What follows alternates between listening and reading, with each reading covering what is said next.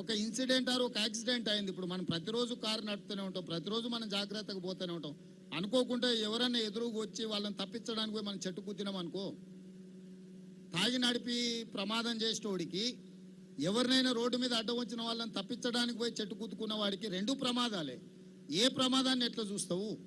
కాళేశ్వరం ప్రమాదం అనేది తాగి బండి నడిపి ప్రజల్ని గుద్దినోని విధానం అయితే, ఇది ఎదురుగొన్న వచ్చిన మనిషిని బ్రతికించడానికి చేసిన ప్రయత్నంలో పోయి చెట్టు గుద్దుకున్నది.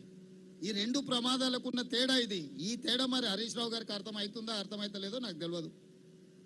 ఇక్కడ పనిచేసేది ఇతర రాష్ట్రాల కూలీలే, చిక్కుకున్నది వాళ్ళే. ఈ రాష్ట్ర ప్రభుత్వం తరఫున ఏమైనా నష్టపో వాళ్ళకి ఏమైనా ఇంకా టూ ఎర్లీ టు సే. ప్రభుత్వము ఆ కుటుంబాలను ఆదుకుంటుంది, దాంట్లో ఎవరికి ఎలాంటి అనుమానాలు అక్కర్లేదు. ఆ కుటుంబాలకు భరోసా ఇస్తున్నా నేను తెలంగాణ రాష్ట్ర ముఖ్యమంత్రిగా. డెఫినెట్గా ఆ కుటుంబాలను ప్రభుత్వం ఆదుకుంటుంది.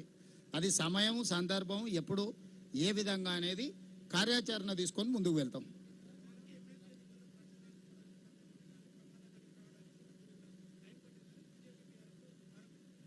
కరెక్ట్. కేసీఆర్ ఏడున్నాడు? ప్రధాన ప్రతిపక్ష నాయకుడు ప్రభుత్వాన్ని నిలదీయాలి కదా. కిషన్ రెడ్డి ఏడున్నాడు? కిషన్ రెడ్డి ఏ ప్రచారాలలో తిరిగిండు? కేసీఆర్ ఎక్కడున్నాడు? నేను నా మంత్రులను అందరినీ, ఒక్క మంత్రిని కాదు, మా ఉప ముఖ్యమంత్రిని, సాగునీటి పారుదల శాఖ మంత్రిని, మా ఎక్సైజ్ అందరు మంత్రులను, మా వ్యవస్థ మొత్తం ఇక్కడనే ఉంది.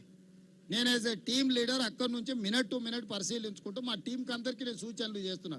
గతంలో జరిగిన పనులల్లో ఎక్కడైనా వాళ్ళు ఇట్లాంటి ప్రయత్నం చేసిండ్రా? నన్ను అడుగుతురు కదా ఎన్నికల ప్రచారంలో.